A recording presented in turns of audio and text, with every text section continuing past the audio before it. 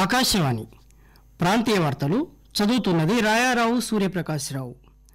హైదరాబాద్ ప్రజలకు ఇచ్చిన హామీలను టీఆర్ఎస్ ప్రభుత్వం నెరవేర్చలేకపోయిందని, అవినీతిమయమైన కుటుంబ పాలన రాష్ట్రంలో ఉందని కేంద్ర మంత్రి ప్రకాష్ జవదేకర్ ఈరోజు ఆరోపించారు.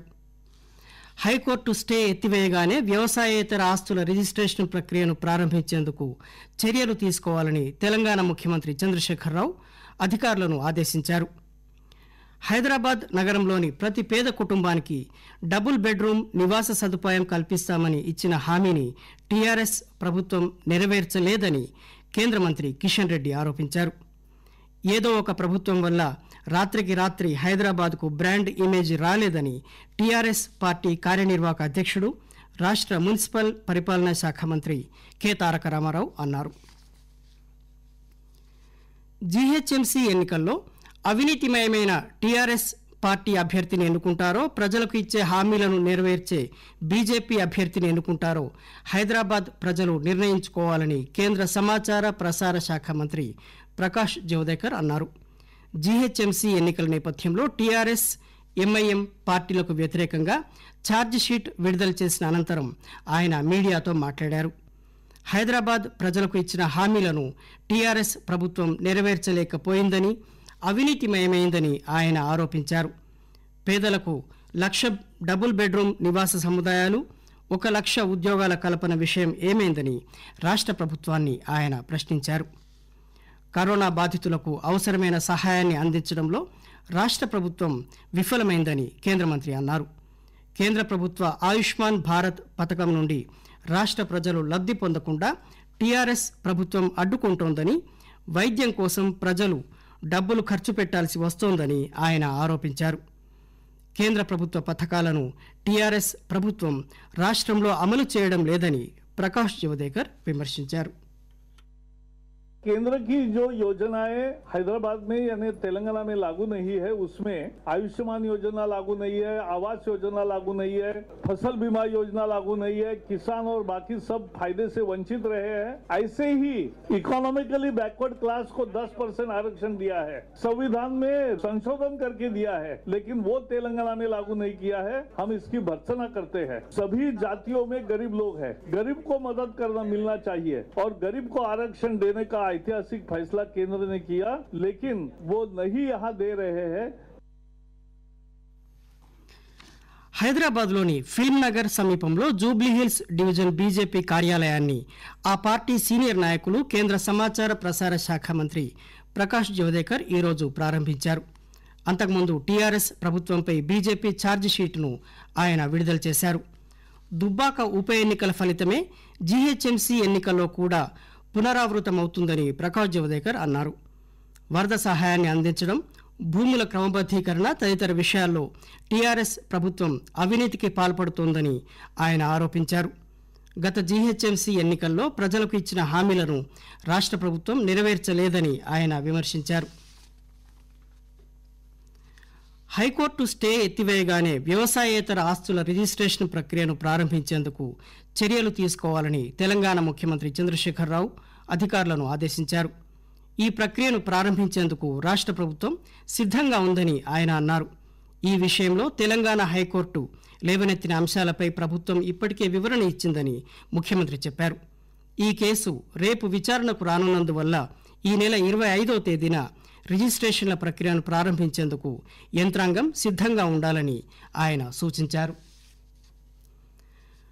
కోవిడ్ వల్ల జరిగిన నష్టాన్ని తట్టుకునేలా చలనచిత్ర పరిశ్రమకు సాధ్యమైనంత సహకారం అందిస్తామని తెలంగాణ రాష్ట్ర ముఖ్యమంత్రి చంద్రశేఖరరావు హామీ ఇచ్చారు.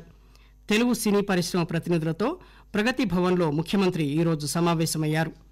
కోవిడ్ పరిస్థితుల వల్ల చలనచిత్ర పరిశ్రమ తీవ్రంగా నష్టపోయిందని పరిశ్రమ ప్రతినిధులు ముఖ్యమంత్రి దృష్టికి తీసుకువచ్చారు. నష్టాలను తట్టుకునేందుకు పరిశ్రమకు సహకరించాల్సిందిగా ప్రతినిధులు ముఖ్యమంత్రిని కోరగా వారి వినతికి ముఖ్యమంత్రి సానుకూలంగా స్పందించారు. రాష్ట్ర ప్రభుత్వ ప్రధాన కార్యదర్శి సోమేష్ కుమార్, ఫిల్మ్ ఛాంబర్ అధ్యక్షుడు నారాయణ్ దాస్ నారంగ్, ప్రధాన కార్యదర్శి కెఎల్ దామోదర్ ప్రసాద్, నిర్మాతల మండలి అధ్యక్షుడు సి కళ్యాణ్, డిస్ట్రిబ్యూటర్ సుధాకర్ రెడ్డి, నిర్మాత నిరంజన్ రెడ్డి తదితరులు ఈ సమావేశంలో పాల్గొన్నారు. ఆకాశవాణి ప్రాంతీయ వార్తలు వింటున్నారు.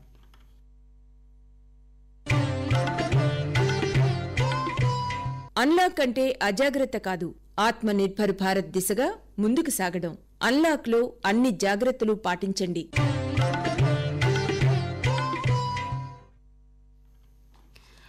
హైదరాబాద్ ప్రజలకు ఇచ్చిన హామీలను నెరవేర్చడంలో టీఆర్ఎస్ ప్రభుత్వం విఫలమైందని బీజేపీ సీనియర్ నాయకుడు కేంద్ర మంత్రి జి కిషన్ రెడ్డి ఆరోపించారు.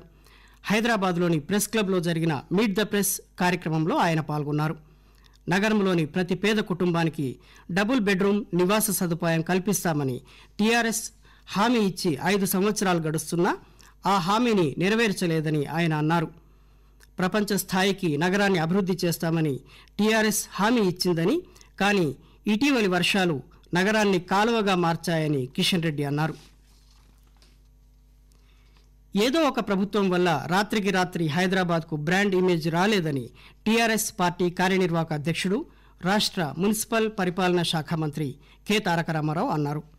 నగరానికి ఉన్న బ్రాండ్ ఇమేజ్ను కాపాడుతూనే మరింతగా అభివృద్ధి చేస్తామని ఒక కార్యక్రమంలో పాల్గొన్న ముఖ్యమంత్రి పేర్కొన్నారు. రాష్ట్రంలో స్థిరమైన ప్రభుత్వం ఉండడంతో పాటు ప్రభుత్వ ప్రగతి విధానాల వల్ల ఐటీ రంగంలో పెట్టుబడుల సంఖ్య రెండింతలైందని, పలు ప్రపంచ ప్రఖ్యాత కంపెనీలు సైతం హైదరాబాద్ను తమ 2వ కేంద్రంగా భావిస్తున్నాయని ఆయన చెప్పారు.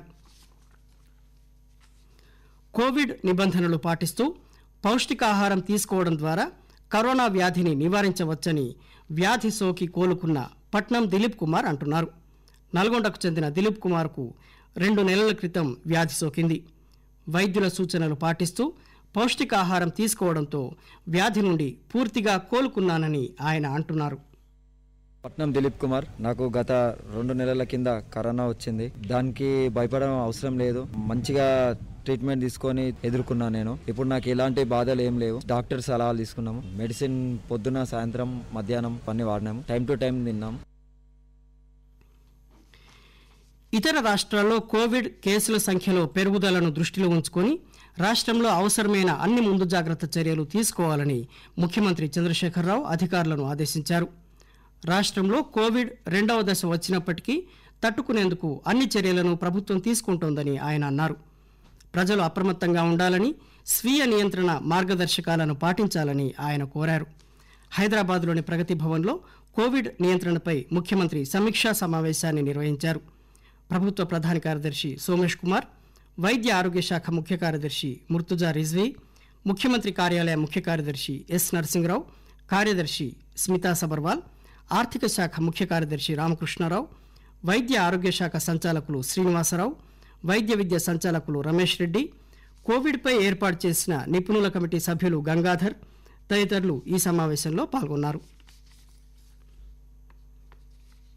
తెలంగాణలో తాజాగా 873 కొత్త పాజిటివ్ కేసులు నమోదయ్యాయి. గత 24 గంటల్లో 4 మరణాలు సంభవించాయని వైద్య ఆరోగ్య శాఖ ఒక ప్రకటనలో పేర్కొంది. రాష్ట్రంలో ఇంతవరకు నమోదైన కరోనా పాజిటివ్ కేసుల సంఖ్య 2,63,526కు చేరింది. ఆకాశవాణి ప్రాంతీయ వార్తలు ముగించే ముందు విశేషాలు మరోసారి.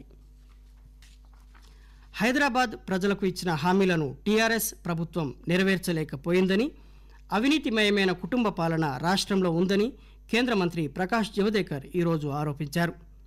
హైకోర్టు స్టే ఎత్తివేయగానే వ్యవసాయేతర ఆస్తుల రిజిస్ట్రేషన్ ప్రక్రియను ప్రారంభించేందుకు చర్యలు తీసుకోవాలని తెలంగాణ ముఖ్యమంత్రి చంద్రశేఖరరావు అధికారులను ఆదేశించారు. హైదరాబాద్ నగరంలోని ప్రతి పేద కుటుంబానికి డబుల్ బెడ్రూమ్ నివాస సదుపాయం కల్పిస్తామని ఇచ్చిన హామీని టీఆర్ఎస్ ప్రభుత్వం నెరవేర్చలేదని కేంద్ర మంత్రి కిషన్ రెడ్డి ఆరోపించారు. ఏదో ఒక ప్రభుత్వం వల్ల రాత్రికి రాత్రి హైదరాబాద్కు బ్రాండ్ ఇమేజ్ రాలేదని టీఆర్ఎస్ పార్టీ కార్యనిర్వాహక అధ్యక్షుడు, రాష్ట్ర మున్సిపల్ పరిపాలనా శాఖ మంత్రి కె తారక రామారావు అన్నారు. ఆకాశవాణి ప్రాంతీయ వార్తలు ఇంతటితో సమాప్తం.